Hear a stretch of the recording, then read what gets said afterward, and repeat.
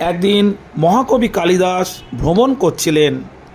ভ্রমণকালে তার খুব তৃষ্ণা পেল এবং তিনি জলের জন্য চারপাশে তাকাতে লাগলেন।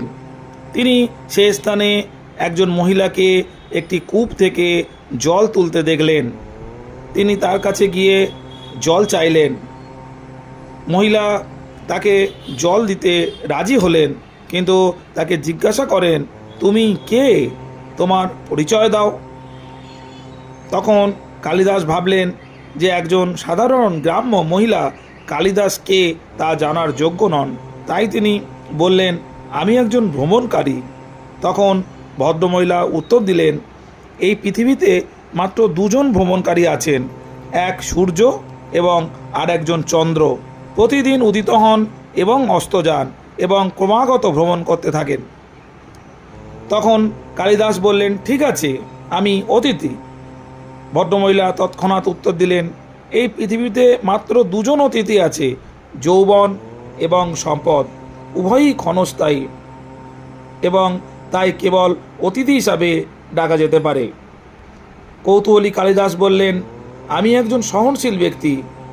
এবার ভদ্রমহিলা উত্তর দিলেন, এই পৃথিবীতে মাত্র দুজনেই সত্যিকারের অর্থে সহনশীলতার অর্থে জানে, এক ভূমি আর একজন গাছ।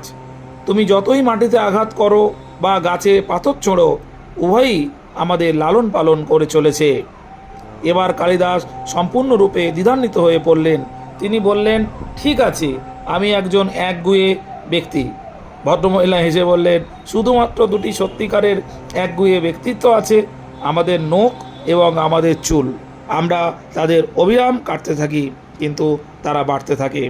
কালিদাস এতক্ষণ ধৈর্য ধরেছিলেন, কিন্তু এখন রাগে তিনি বললেন, আমি একজন বোকা। এবার ভদ্রমহিলা একটা প্রশস্ত হাসি দিয়ে বললেন, এই পৃথিবীতে মাত্র দুই ধরনের বোকা আছে, একজন রাজা যিনি কোনো যোগ্যতা বা জ্ঞানই ছাড়া শাসন করেন, এবং একজন মন্ত্রী যিনি এমন রাজার চাটুকার এবং এমন একজন অকেজো সর্বদাই রাজার প্রশংসা করেন। কালিদাস বুঝতে পারলেন যে তিনি বুদ্ধিমতী মহিলা। তিনি মহিলার পায়ে পড়ে গেলেন এবং যখন তিনি তার পায়ে স্পর্শ করলেন এবং তারপর উঠে দাঁড়ালেন, তখন তিনি কাকে দেখতে পেলেন? মাতা সরস্বতী, বিদ্যা ও প্রজ্ঞার দেবীকে দেখতে পেলেন। তিনি বললেন, কালিদাস, তুমি জ্ঞানী, কিন্তু যদি তুমি নিজেকে জানো তবেই তুমি একজন মানুষ হতে পারবে। আত্মসচেতনতা ছাড়া ব্যক্তি মানুষ হওয়ার শিখরে পৌঁছয় না। অর্থাৎ শিশুদের মানুষ হওয়া উচিত এবং নিজেদের জানা উচিত।